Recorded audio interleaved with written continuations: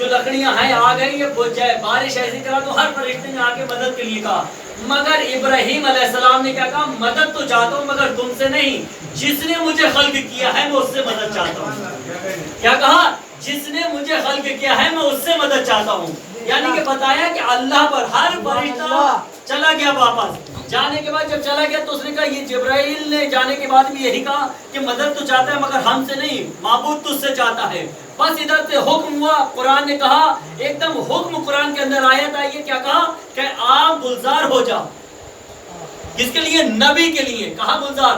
جب ابراہیم آگ میں گئے تو گلزار ہو گئی آگ، نبی کو جلایا نہیں، مگر ایک نبی ایسے جس نے آگ کو جیسے ہی لیا تو ہاتھ بھی جلا، زبان بھی جلی، یعنی کہ وہاں پر آگ گلزار ہو گئی ابراہیم کے لیے۔ مگر ایک نبی نے جیسے ہاتھ میں انگارے کو لیا جناب موسیٰ نے تو ہاتھ بھی جلا، منہ میں رکھا تو منہ بھی جل گیا، مگر دونوں مقصد ایک ہی تھا خالق کائنات کا۔ وہاں آگ کو گلزار کر کے نبی کو بچایا ہے یا ہاتھ جلا کے نبی کو بچایا ہے؟ صلوات پڑھے بابا صلی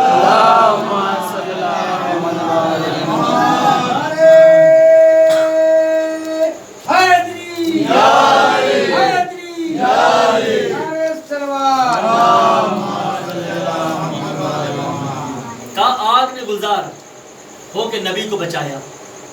نبی نے کیا کہا کہ مدد تو چاہیے مگر کس سے؟ کہا اللہ سے۔ اللہ کیا کہہ رہا؟ مجھ پہ توکل رکھو، میں مدد کرنے والا ہوں، کسی اور سے مدد کا امکان نہ کرنا، میں تمہاری مدد کروں گا، مجھ پہ اعتماد بھروسہ رکھو، مدد مجھ سے چاہو۔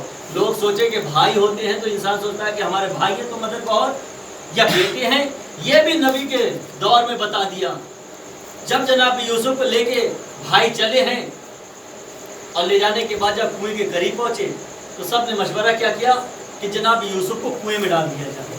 کنویں میں ڈالا گیا، بھائی تھے، جیسے ہی کنویں میں لٹکایا تو تاریخ لکھتی ہے جناب یوسف مسکرائے، جیسے ہی مسکرائے تو بھائیوں نے کہا کہ مسکرانے کا سبب کیا ہے؟ ایسے مقام پہ جہاں ہم تجھے کنویں میں ڈال رہے ہیں تو وہاں مسکرا رہا ہے، وجہ کیا ہے؟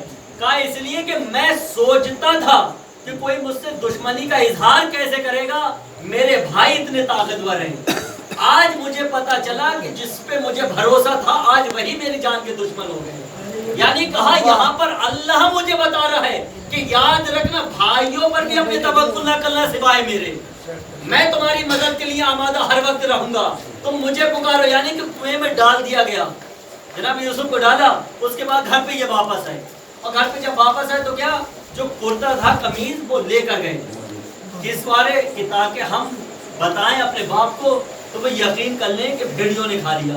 اب تاریخ لکھتی ہے کہ بکری کے خون یا ہرن کا خون، تاریخ میں لکھا ہے ان دونوں میں سے کسی ایک کا خون تھا جو قمیض پہ لگانے کے بعد باپ کی خدمت میں پہنچے اور جانے کے بعد فوراً گریہ کرنا شروع کیا۔ جب دیکھا گریہ کرتے ہوئے کہا یوسف دکھائی نہیں دے رہا، یوسف کہاں ہے؟ کیا وہ تو نہیں ہو گیا جس بات کا مجھے خوف تھا؟ جناب یعقوب نے کہا۔ اب جیسے ہی یہ کہا تو فوراً بھائیوں نے کیا کہا کہ ہم چھوڑ کے سامان کے پاس گئے تھے کہ بھیڑیوں نے کھا لیا۔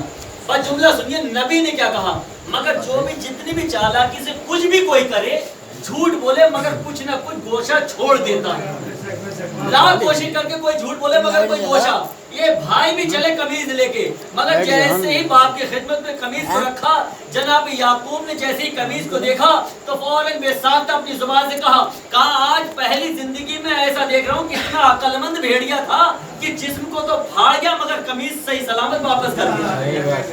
کیا کہا جناب یعقوب نے؟ تو فوراً تاریخ میں کہتی ہے کہ بات کو پلٹا بھائیوں نے، کہا نہیں وہ چوروں نے قتل کیا۔ کہا کس مناسبت سے قتل کر دیا چوروں نے؟ کچھ تھا تو نہیں سوائے لباس کے، وہ ایسے تھے کہ لباس کو چھوڑ کے چلے گئے اور قتل بھی کر گئے۔ پھر جب کوئی جواب نہ ملا تو شرمندہ ہوئے، تاریخ لکھتی ہے کہ شرمندہ۔ اب عزیزو یہ کنویں میں جناب یوسف صرف لو توکل لگائے ہوئے ہیں اللہ سے۔ جبرائیل آئے اور جبرائیل آنے کے بعد جبرائیل نے کہا کہ باہر نکلنا چاہتے ہو؟ کہا اللہ کی مرضی ہے، جب تک مجھے چاہے تو یہاں رکھے، جب وہ چاہے گا تو باہر نکال دے گا۔ کہا میں اللہ سے مدد چاہتا ہوں۔ اب یہاں پر بھی فرشتہ آیا، مگر ہم جب بھی کسی پریشانی میں مبتلا ہوتے ہیں اور کوئی آ کر کہے کہ اس پریشانی سے نکلنا چاہتے ہو، بے ساختہ ہم سوچتے سمجھتے نہیں ہیں کہ یہ مدد کر پائے گا یا نہیں، بے ساختہ کہتے ہیں نکال پریشانی سے۔ مگر اللہ کہہ رہا ہے کہ بندے پہ تو بھروسہ نہ کرنا، تجھے بھروسہ کرنا ہے تو مجھ پہ کر، میں تیری ہر پریشانی کو دور کر دوں گا. تم مجھ پہ توکل رکھ, بھروسہ مجھ پہ رکھ. اللہ کہہ رہا ہے کہ تاریخ ہی بتا رہے ہیں کہ کنویں کے اندر جناب یوسف بھائی کنویں میں ڈال کے چلے گئے, مگر جب جبرائیل آئے اور جبرائیل نے آنے کے بعد کہا تو یہی کہا کہ مدد چاہتا ہوں مگر اللہ سے چاہتا ہوں اور کسی سے نہیں. اللہ جب چاہے گا مجھے اس کنویں سے باہر نکال دے گا. اب عزیزو جب وہ واپس چلے گئے ہیں 3 دن تک تاریخ بتاتی ہے کنویں میں رہے جناب یوسف. وہاں سے ایک قافلہ جب گزر رہا تھا مصر میں جانے کے لیے تجارت کے طور پہ, جب وہاں پہ آ کے ٹھہرا قافلہ اور چاہا کہ انہوں نے کہ اپنی پیاز جو لگی ہوئی ہے اس کو بجھائیں. بس لکھتے ہیں کہ مالک ابن عبیر کو بھیجا قافلے والوں نے کہ سامنے جو کنواں ہے اس سے پانی لے کر آؤ, جا کے جانور بھی سیراب ہو جائے اور ہم بھی. مالک ابن عمیر آئے, آنے کے بعد انہوں نے ڈور کو ڈالا جیسی کنویں میں, اور ڈالنے کے بعد جو ڈور کو کھینچا تو اس کی رسی کو پکڑ کے جناب یوسف باہر آئے. اب جیسے جناب یوسف کو دیکھا کہ ساختہ کہتے ہیں کہ وہ چیخ کے کہتا ہے کہ میں نے ایک گوہر نایاب چیز کو پایا ہے اس کنویں سے. جیسے ہی ان کے چہرے کو, خوبصورت چہرے کو دیکھا, فوراً فیصلہ یہ ہوا کہ مصر کے بازار میں بیچ دیا جائے غلام کے طور پہ.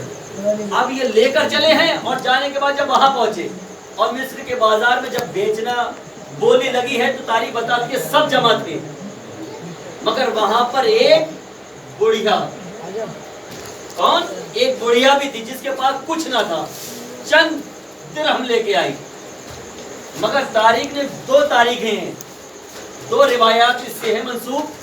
ایک یہ ہے کہ بادشاہ نے جس نے خریدا تھا اس نے جناب یوسف کے برابر دولت اپنی انبار لگا دیا, مگر جناب یوسف کا پلڑا نہیں اٹھا. جناب یوسف نے کہا تو مجھے خریدنا ہی چاہتا ہے, تو کہا خریدے پہ صرف ایک بسم اللہ کو لکھا پرچے پہ